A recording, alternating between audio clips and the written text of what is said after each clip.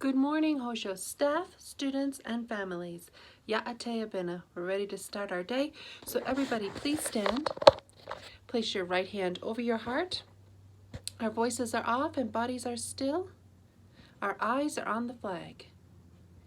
I pledge allegiance to the flag of the United States of America and to the republic for which it stands, one nation, under God, indivisible, with liberty and justice for all.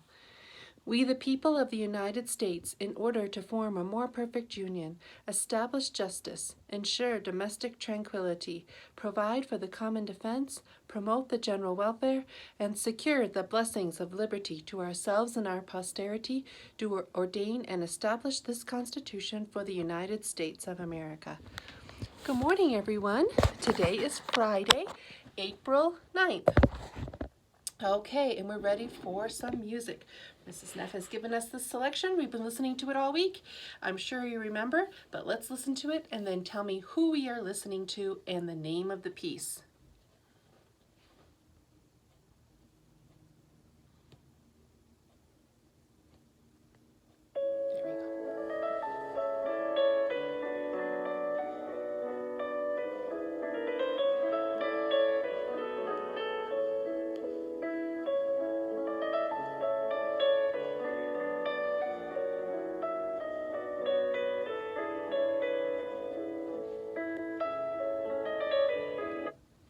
And the name of that piece is Spring Song by Mendelssohn, Felix Mendelssohn. Right. Spring, that's the season we're in. The windy season in Gallup, so I'm learning. Okay, friends, the next thing to do is our art for the week. And our artist is, who is it? John William Waterhouse. And a pre-Raphaelite painter, famous for his depictions of things from images, especially women, and magical things, from art, literature, from the Bible, from history. And remember, the first one we looked at was the magic circle. And we have this sorceress with the cauldron and the smoke going up in the air, and she's drawing her circle, making her magic spell, perhaps. And the Lady of Shalott, right, from the John Keats poem about the lady, from the Tennyson poem, the Tennyson poem, where the lady is locked in her room and she's not allowed to go outside, but she breaks free and goes outside, and she's in her boat, and she will not live long according to the curse, but she has broken free. And this is the image of the Lady of Shalott in her last moments, free and on her boat. Freedom is something that we as Americans really value. So let's see, then yesterday we looked at La Belle Dame Sans Merci. That's the beautiful lady without mercy. Remember, she's the wood fairy who has taken the form of a woman and has tried to lure this knight to her and tries to make him fall in love, but actually she's luring him to his death. It's a scary kind of thing there. And another theme of death. So today is Ophelia from Shakespeare's play Hamlet, right? To be or not to be, that is the question. Whether 'tis nobler in the mind to suffer the slings and arrows of outrageous fortune, or take arms against a sea of troubles and by opposing end them. We were going to have our Shakespeare day last year, and it didn't work out because of the pandemic. We will do it again one time. But this is a portrait of a Shakespearean character, Ophelia, from the play Hamlet. And Ophelia is heartbroken in the play Hamlet, and she's sitting by the water, and she's on a branch, a tree branch, and in the play she falls into the river, but she's so grief-stricken and so sad that she doesn't even try to save herself, and she winds up drowning in this river. And so John William Waterhouse has painted a portrait of Ophelia. Before that happens, she's down by the river, sitting by the side of the river. And here is Hamlet's Ophelia by John William Waterhouse. If you have not read Shakespeare, you will. We read him just about every year in some of our grades, and some of our classes do poems. The Bard, one of the greatest of all time. Such stories that are timeless stories that still apply to us today.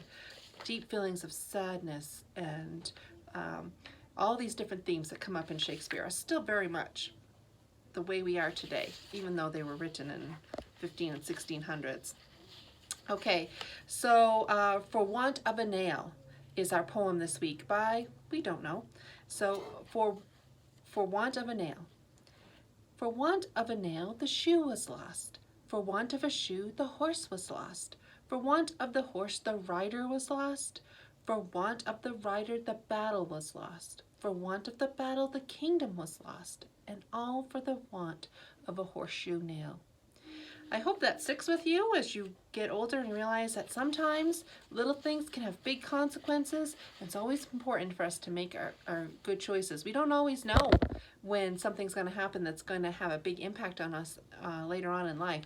But whenever we can make those kinds of decisions, it's better to be careful and make good ones. Okay, the amendments to the U.S. Constitution. We just added the 8th Amendment. But let's go back to the 6th and 7th so we don't forget. Okay, the 6th Amendment.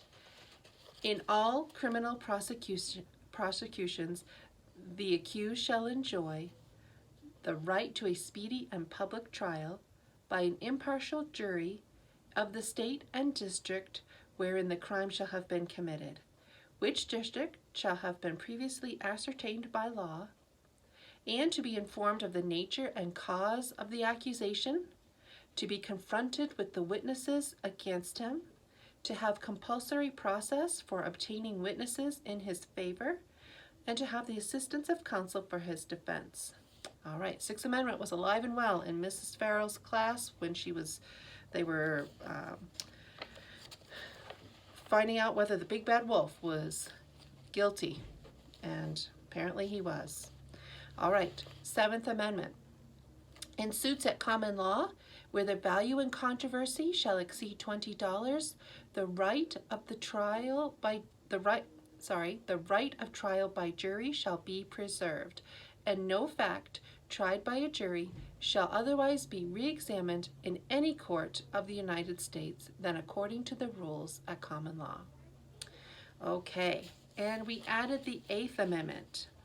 Nice and short. This one comes up every day in the lives of Americans, and it's a quick one for us to remember. So I will say it, then you repeat it. Excessive bail shall not be required, nor excessive fines imposed, nor cruel and unusual punishment inflicted. Okay, let's say it all together. Excessive bail shall not be required, nor excessive fines imposed, nor cruel and unusual punishments inflicted. That's our 8th Amendment rights. Very important rights, especially to those who were setting up the country at the time. Those rights were not always guaranteed. Okay, so for birthdays, we do have a couple of birthdays for Sunday. No birthdays today, no birthdays tomorrow, at least not on my list. We do have 2 birthdays. Sterling and Russell will be having birthdays on Sunday. So happy birthday to you, gentlemen. I hope you have a great weekend. Also this weekend, we will have a basketball game, a rematch against Rehoboth. And I'm excited. I'm planning on being there to cheer on our team. And from what I understand, family can come to this game. Some places, families are not allowed to attend. So families are allowed to attend at Rehoboth. So if it's something you would like to see, you can let your families know. Report cards went home, so hopefully you have those. If you're at home, parents, if you're watching, or kids, make sure you hand those over to your parents, because I'll be sending them an email today to let them know. We'd like to start up a few after-school programs. We had the National Indian Youth Leadership program here to talk about 2 programs. One is the Project Venture with 6th grade to do some outdoorsy kind of activities. And we also have the Pre-Project Venture, which is the gardening program with 4th grade. So make sure if you'd like to participate in those, you bring your permission slips home to your families. And we'll be announcing some more things that we'll be able to do as time goes on. That's all I have for today. So let's do our student pledge. I will do the good, I will learn the true, and I will love the beautiful. And I hope you have a great day today and a great weekend.